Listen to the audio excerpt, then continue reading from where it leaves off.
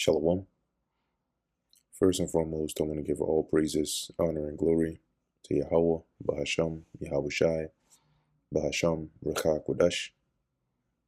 Double honors to the elders and the apostles of Great Millstone, and peace and blessings to the elect. And today we're going to go into the book of Judges, the 7th chapter. And as we went through in the 6th chapter, as the Lord appeared unto Gideon and via an angel, and strengthened his hand to go against the Midianites. We see here in Judges chapter 7, verse 1, Then Jerubbaal, who is Gideon, and all the people that were with him, rose up early and pitched beside the well of Harod, so that the host of the Midianites were on the north side of them, by the hill of Moreh, in the valley. And the Lord Yahweh said unto Gideon, The people that are with thee are too many for me to give the Midianites into their hands, lest Israel vaunt themselves against me, saying, Mine own hand hath saved me. So, in order for the Lord to be truly glorified in this victory, he needed to dwindle the numbers a lot more, because, as he said here, the word vaunt is like to glorify themselves or magnify themselves against the Lord, to say, oh, it was, because of our strength that we were delivered. But if the numbers were very few, so few that it would seem logically impossible for them to win, and yet they won, the glory would go to the Lord, as they would know this was through divine intervention. Now therefore go to, proclaim in the ears of the people, saying, Whosoever is fearful and afraid, let him return and depart early from Mount Gilead. So this would be the first weeding of the, reducing or reduction of the army. So those that, weren't fully resolved, right, that had fear in their hearts, he sent them back. And they returned of the people, when there returned of the people 20 and 2,000, and there remained 10,000. And the Lord said unto Gideon, The people are yet too many. Bring them down to the water, and I will try them for thee there. So you still need to reduce them more, but I'm gonna filter them for you. You just bring them to the water, the stream.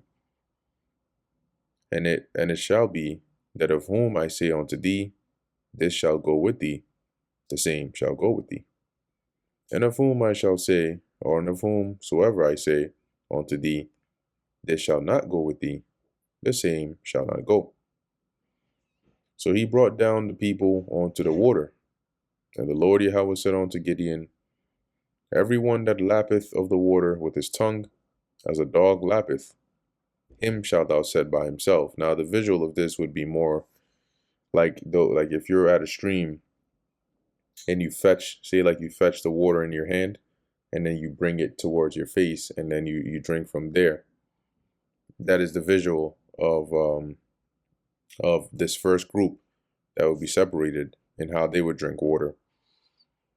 Likewise, everyone that boweth down upon his knees to drink. And so the second group were those that would come down on hands and knees and basically put their face or their mouth to the actual stream to drink that way.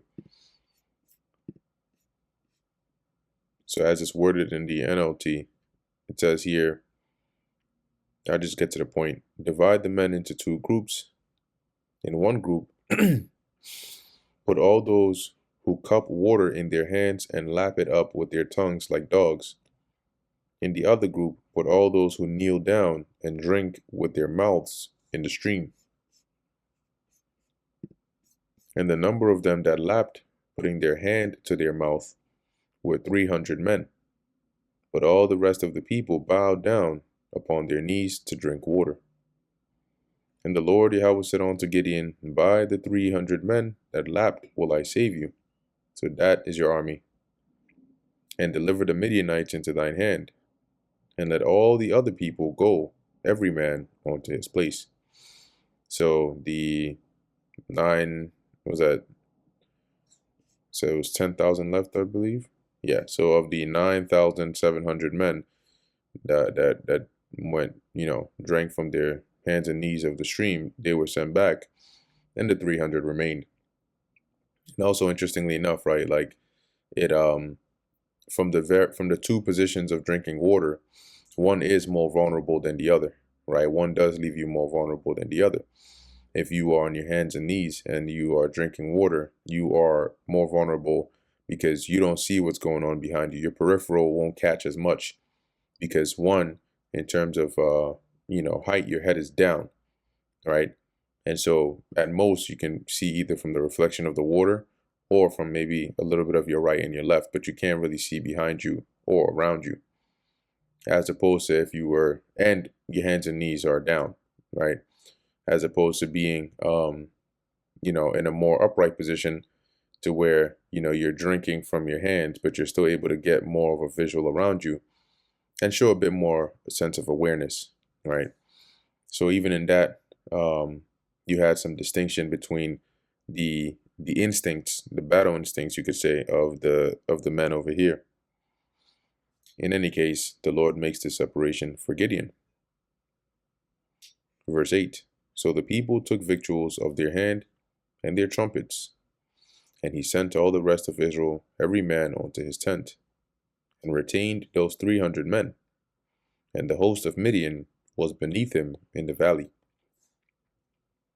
And it came to pass the same night that the Lord Yahweh said unto him, Arise, get thee down unto the host, for I have delivered it into thine hand. So up and go and take them over. They're now basically going to be at your mercy. But if thou fear to go down, go thou with Purah, thy servant, down to the host. So in other words, they're all yours, but if looking at the size of them, makes you hesitant or afraid, you sneak over by their camp with your servant Purah and listen, right? Verse 11, and thou shalt hear what they say. So you'll overhear their conversation. And afterward shall thine hands be strengthened to go down onto the host. So after hearing that, that'll give you all the courage you need, all the confirmation you need. Then went he down with Purah his servant outside onto the outside of the armed men that were in the host. So they didn't see Gideon and Purah, obviously, but they were nearby. And the Midianites and the Amalekites and all the children of the east lay along in the valley like grasshoppers for multitude.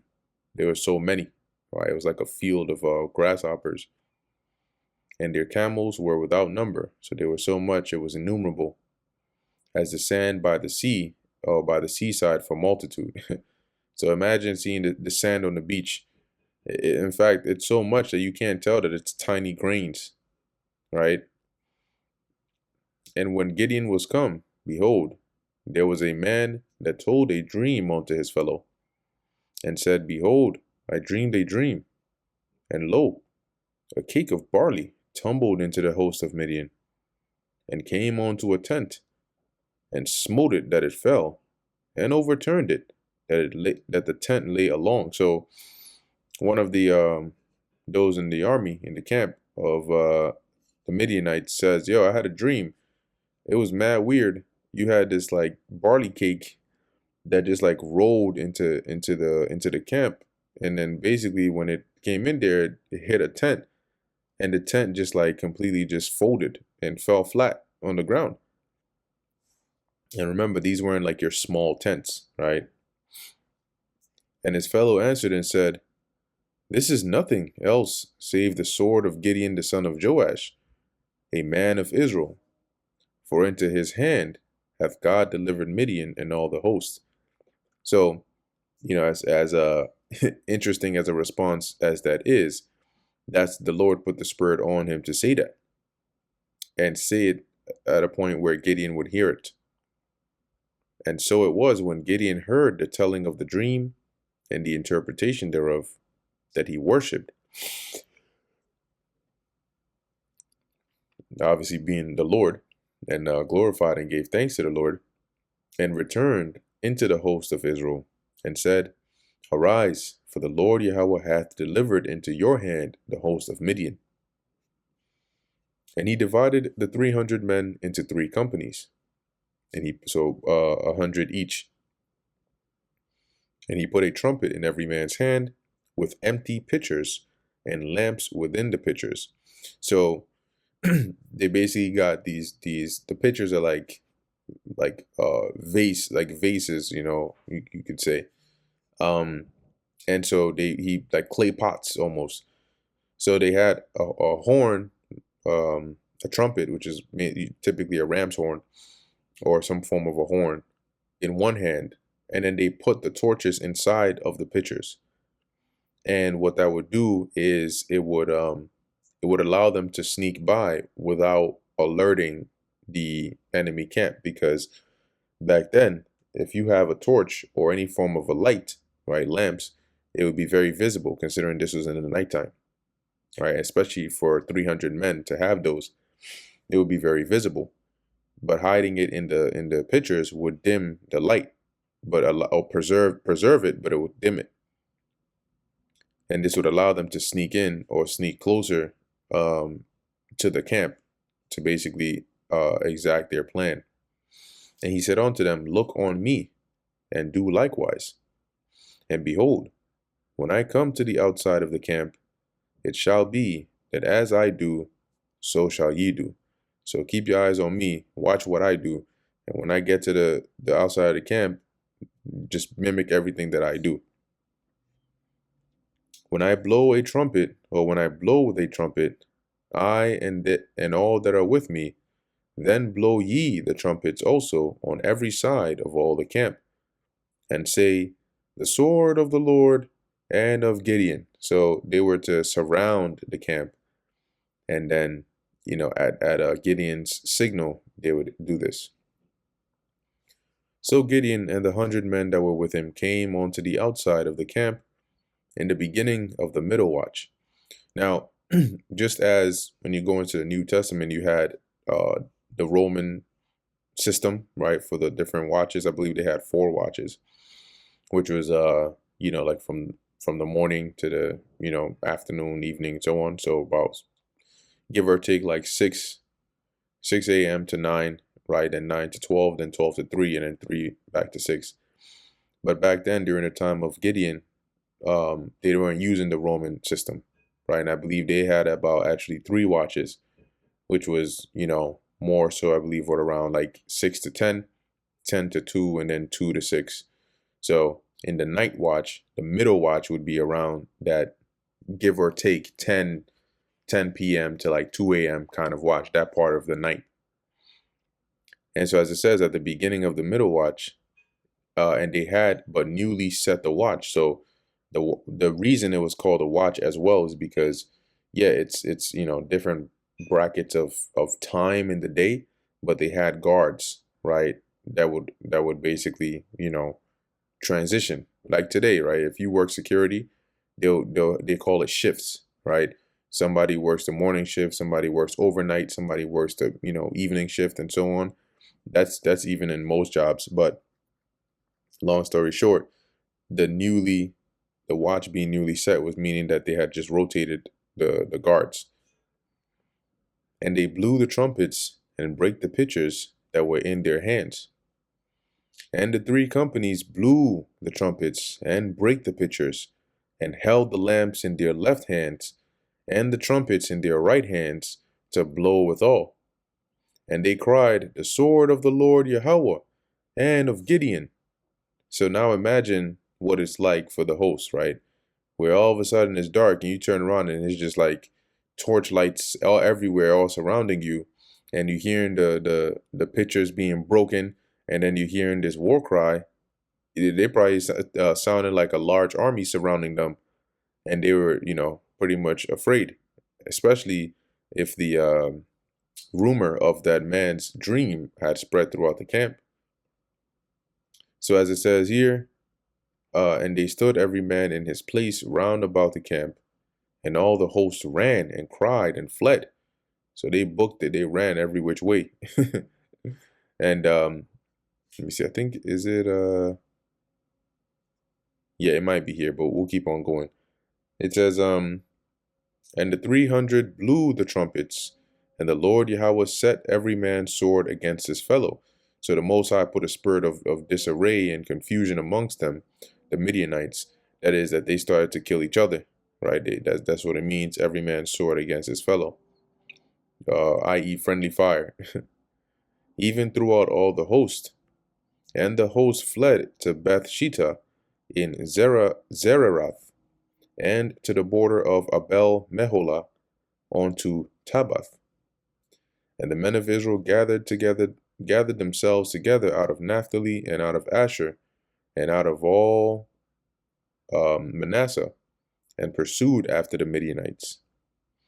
And Gideon sent messengers throughout all Mount Ephraim, saying, Come down against the Midianites, and take before them the waters onto Beth Barah and Jordan. Now let's look up here. Let's see, Judges 8 map. Okay, this is a pretty good one. So this is like some nice rough estimation of the routes. So we see here, right, right around here, Gideon's army encircles the enemy camp. And you can see here, these are the keys, or indicators. So the tribes gather together. They have this is where the Midianites get all messed up. They start fleeing, and so Gideon's army pursues them. Okay, and as it says here, in verse 24, that Gideon calls Ephraim, right, to say that basically come and join the battle, right, and take them, as it says, before the waters of Beth Barah and Jordan.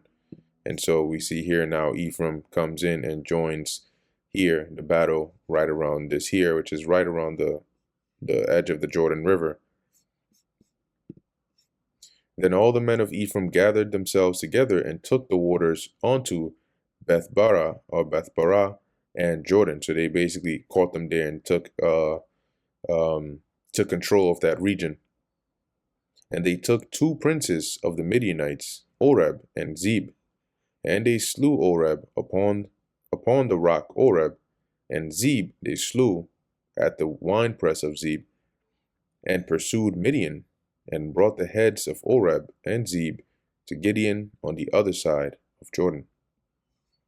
And so we see here, I believe this is the place where that might have happened. And so we see here the Lord is beginning to deliver the Midianites into the hand of Gideon as he promised him. And that brings us to the end of the book of Judges, the 7th chapter. Lord willing, that was edifying to the elect. In closing, I want to give all praises, honor, and glory to Yahweh, Bahasham Yahushai, Bahasham Rechak Wadash. Until next time, Shalom.